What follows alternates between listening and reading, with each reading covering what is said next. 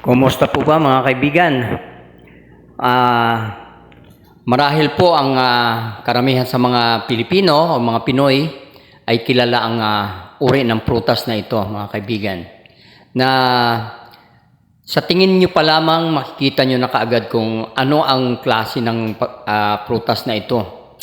Kung ano ang kanyang kalooban hanggang sa kalooban. Malalaman nyo na kaagad kung ano ang lasa nito, ano ang texture, kumbaga.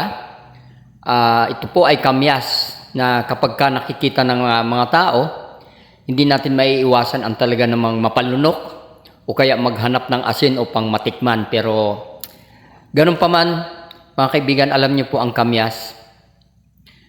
Pagtingin nyo pa lamang, alam nyo na kaagad kung ano ang kanyang kalidad, anong klase, ano ang kanyang lasa, hanggang sa kalooban. Malalaman nyo kaagad na siya ay maasim.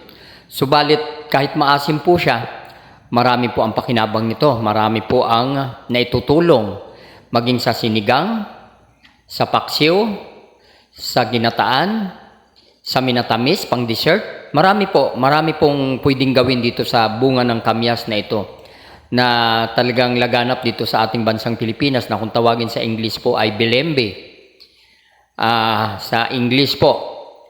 Alam niyo po ba na kung iahambing natin ito sa tao, ang tao makikita natin ang kanyang panlabas na kaanyuan, subalit ang kanyang kalooban hindi natin nalalaman, hindi natin nakikita o hindi natin alam.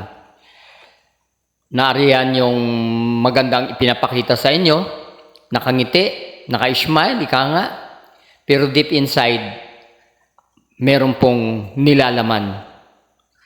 At ano po ang mga nilalaman nito mga kaibigan? Mostly out of 10, isa lang or dalawa ang masasabi natin na tunay na tao, tunay na Kristiyano. Karamihan po riyan ay naglalaman ang kanilang kalooban ng unang-una na inggit, galit,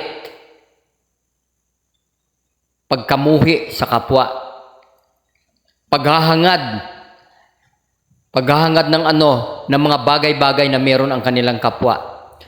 Dapat maging masaya na po kayo kung anong meron kayo, kung anong blessing ang binigay sa inyo ng ating Panginoon. Dapat po magpasalamat kayo dahil hindi nyo nalalaman siguro na baka mas higit pa ang natanggap nyong blessings doon sa kinaiinggitan nyo.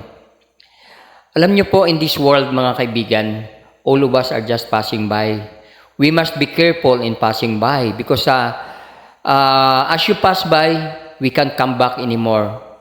Each and every one of us had a contract.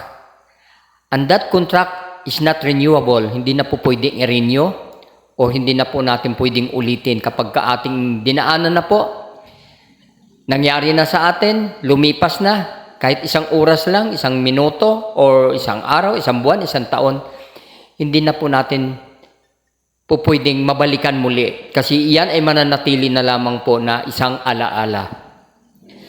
Subalit kung tayo ay mag-iiwan ng magandang alaala sa ating kapwa, malinis na kalooban, tunay na pakikipagkaibigan, tunay na pagmamahal sa kapwa, tayo ay maaalala. Mawala man tayo sa mundong ito, maaalala tayo.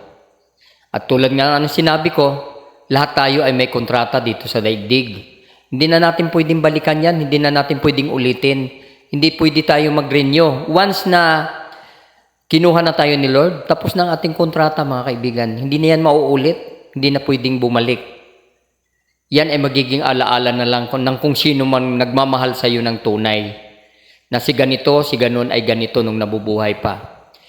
Hindi po ba napakaganda kung tayo ay mag-iiwan ng magandang legacy, ika nga? Dahil dito sa mundo, hindi naman natin kailangan ang yumaman, hindi natin kailangan magkaroon ng palasyo, ng mansyon, o kung ano-ano mang pag-aari o katalinuhan. Dahil alam niyo po, nasa Biblia po, na ang katalinuhan ay kamangmangan sa ating Panginoon.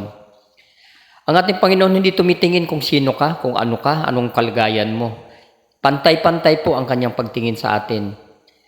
At kung ikaw man ay sinuwerte, nagkaroon ka ng magandang biyaya, bakit hindi mo ibahagi sa iba kung meron ka namang labis? If you have more than enough, why don't you share it to others?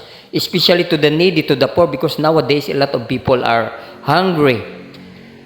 Hindi na nila maabot ang mga presyo, napakataas na po. Nakakaawa po ang mahihirap lalong naghihirap, mga kaibigan. Pero ganun pa man, kapit lang tayo sa ating Panginoon dahil hindi naman tayo pababayaan ng ating Panginoon. Dahil sabi nga, ang mga ibon nga na hindi nagtatanim, hindi nagtatrabaho, pinapakain ng ating Panginoon. Tayo pa kaya na kanyang nilikha? Kaya mga kaibigan, hanggat maaari, linisin natin ang ating kalooban, mga kaibigan. Iwasan natin yung inggit, greediness, selfishness, self-centeredness. We must have to avoid that, my friends. Because hindi po yan ang nais ng ating Panginoon. Huwag po tayong madamot. If we have enough, why don't you share it? Give it to others. Kahit dito sa YouTube, napapansin ko, a lot of people, mostly here in YouTube, a lot of people wants to be number one. They wants to be on top of it. Kumbaga, gusto nila maging sikat, nangunguna, nasa itaas. Subalit mga kaibigan, iwasan natin po yung mga ganyang klaseng ugali dahil hindi po maganda. Lalo na po yung inggit na yan, yung kadamutan. Huwag po tayong madamot. I-share natin dahil yun ang utos sa atin ng ating Panginoon, mag-share kasi lahat naman tayo mawawala dito sa mundo. Wala tayong madadala kahit ano. Dumating tayo ng wala, babalik tayo ng wala. Kahit gaano kakayaman, wala ka mabibitbit pagdating ng panahon na tapos na ang iyong kontrata dito sa daigdig. Kaya nga, ingatan natin habang tayo dumadaan dito sa mundo, iwasan natin na makasagi tayo, makasakit ng damdamin ng iba.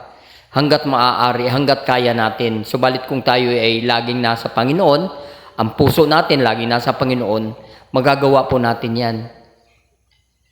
Kasi napapansin ko kahit dito sa YouTube, nakakaawa yung ibang mga YouTuber na inire-report, pinagkakainggitan, binabash.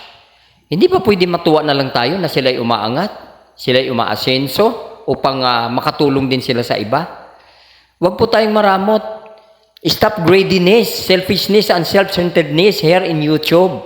Kasi pantay-pantay naman tayo, lahat naman tayo nilikha ng Diyos. Lahat tayo nangangailangan. Sino ba ang hindi nangangailangan? Lahat tayo nangangailangan. Ako gumagawa ako ng mga vlogs. Hindi ko kailangan na sumikat, hindi ko kailangan na magkaroon ng maraming mga subscriber, okay lang. Kung may mag-subscribe, salamat. Kung wala, okay lang. Kasi ang hangarin ko po makatulong. Ang mga vlogs ko, kahit kunin nyo yan, hindi ko kayo i-report.